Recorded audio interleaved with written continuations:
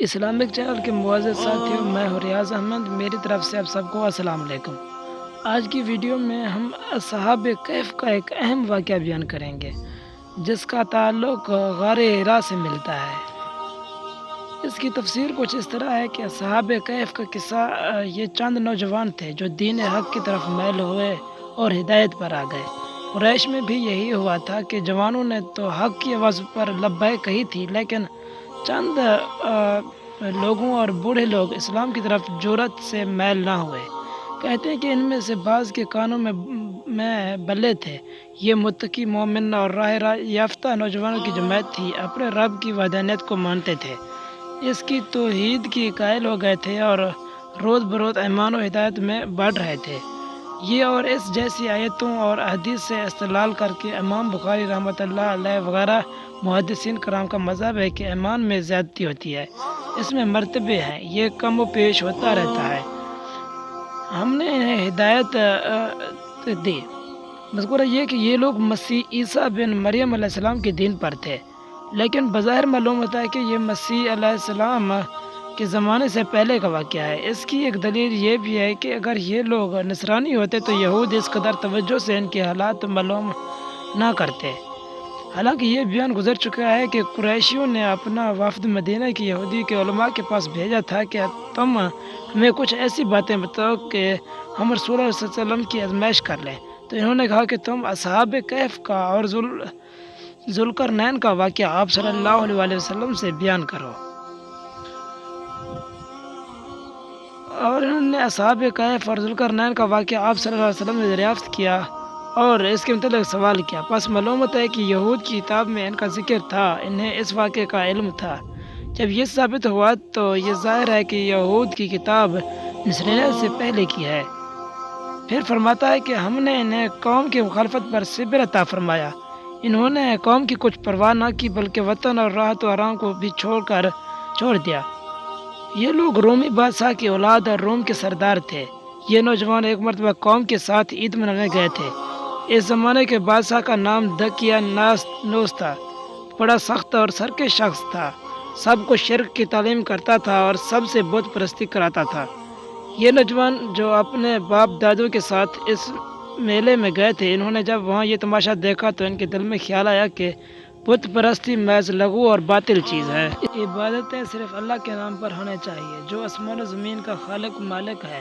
بس یہ لوگ ایک ایک کر کے یہاں سے سرکنے لگے۔ ایک درخت تلے جا کر ان میں سے ایک صاحب بیٹھ گئے، دوسرے بھی یہی آ گئے اور بیٹھ گئے، تیسرے بھی آئے، چوتھے بھی آئے، غرض ایک ایک کر کے سب یہاں جمع ہو گئے۔ حالانکہ ایک دوسرے میں تعارف بھی نہ تھا، لیکن ایمان کی روشنی نے ایک دوسرے کو ملا دیا۔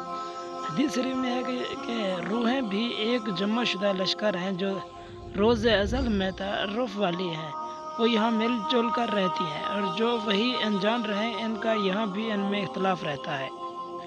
علت ہے اب سب خاموش تھے۔ ایک کو ایک سے ڈر تھا کہ اگر میں اپنے معافی ضمیر کو بتا دوں گا تو یہ دشمن ہو جائیں گے۔ کسی کو دوسرے کی نسبت اطلاع نہ تھی کہ وہ بھی اس کی طرح قوم کی اس حکمانہ اور مشرکانہ رسم سے بیزار ہے۔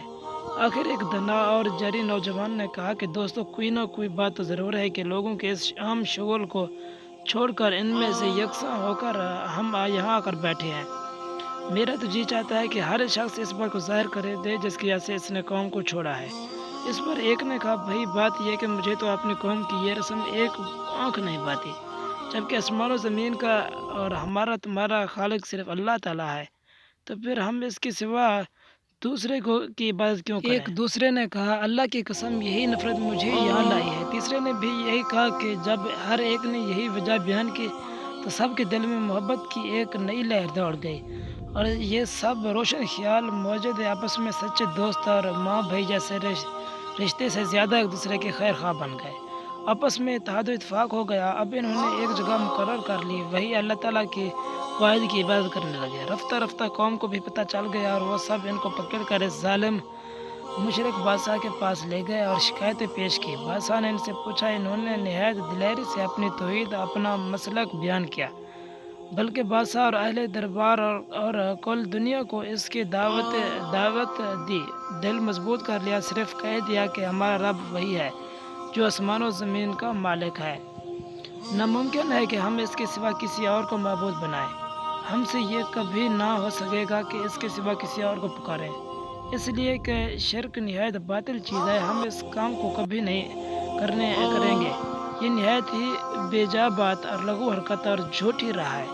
یہ ہماری قوم مشرک ہے، اللہ کے سوا دوسرے کی پکار، ان کی عبادت میں مشغول رہتی ہے جس کی کوئی دلیل نہیں ہے۔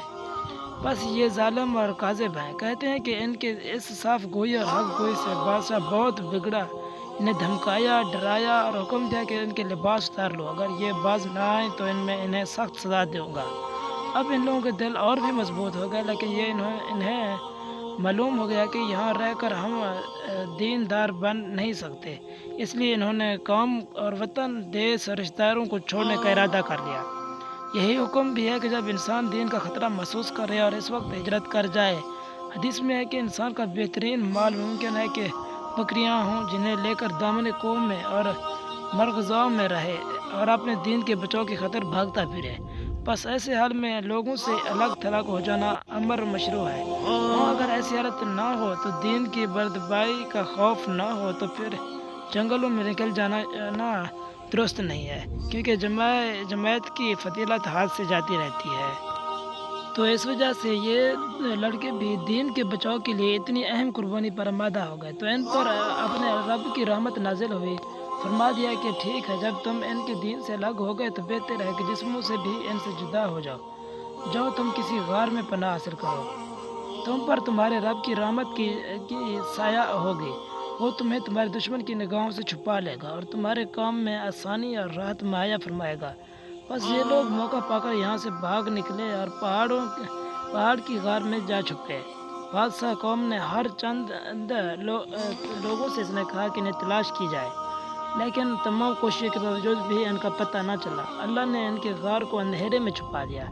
دیکھیے، یہی بلکہ اس میں سے بہت زیادہ تعجب خیز واقعہ ہمارے نبی کریم صلی اللہ علیہ وسلم کے ساتھ بھی پیش آیا۔ میں اپنے رفیق خاص دوست حضرت ابوبکر صدیق کے غار سور میں جا چھپے۔ مشرکین نے بہت کچھ دوڑ دھوپ کی، تانگو دو میں کوئی کمی نہ کی، لیکن نبی کریم صلی اللہ علیہ وسلم انہیں پوری تلاش اور سخت کوشش کے باوجود بھی نہ ملے۔ اللہ نے ان کی بینائی چھین لی، آس پاس سے گزرتے تھے تو آنکھیں پھاڑ پھاڑ کر دیکھتے تھے۔ نبی کریم صلی اللہ علیہ وسلم موجود ہیں، انہیں دکھائی نہیں دیتے تھے۔ سیدنا صدیق اکبر رضی اللہ تعالیٰ عنہ پریشان حال ہو کر عرض کرتے تھے کہ یا رسول اللہ، اگر کسی نے اپنے پیر کی طرف بھی نظر ڈالی تو ہم دیکھ لیے جائیں گے۔ آپ صلی اللہ علیہ وسلم نے اطمینان سے جواب دیا کہ ابوبکر صدیق رضی اللہ تعالیٰ عنہ، ان دو کے ساتھ تیرا کیا خیال ہے کہ جن کا تیسرا خود اللہ تعالیٰ ہے؟ سچ تو یہ ہے کہ یہ واقعہ صحاب کہف کے واقعے سے بھی عجیب تر اور انوکھا ہے۔ ایک قول یہ بھی ہے کہ ان نوجوانوں کو قوم اور بادشاہ نے پا لیا۔ جب غار میں انہیں دیکھ لیا تو کہا بس ہم تو خود یہی چاہتے تھے، چنانچہ انہوں نے اس کا منہ ایک دیوار سے بند کر دیا اور تاکہ یہی مر جائے۔ لیکن یہ قول غلط ہے، کیونکہ قرآن کا فرمان ہے کہ صبح شام ان پر دھوپ آ جاتی تھی۔ اس سے یہ بات واضح ہوتا ہے کہ اس غار اور وہ جو جتنے بھی نوجوان تھے، ان نوجوانوں کا واقعہ ان سے ملتا ہے۔ امید ہے آپ کو یہ واقعہ بہت ہی دلچسپ لگا ہوگا۔ تو مزید واقعات اور اسلامک ویڈیوز کے حوالے سے جانکاری کے لیے ہمارے چینل کو لازمی سبسکرائب کریں۔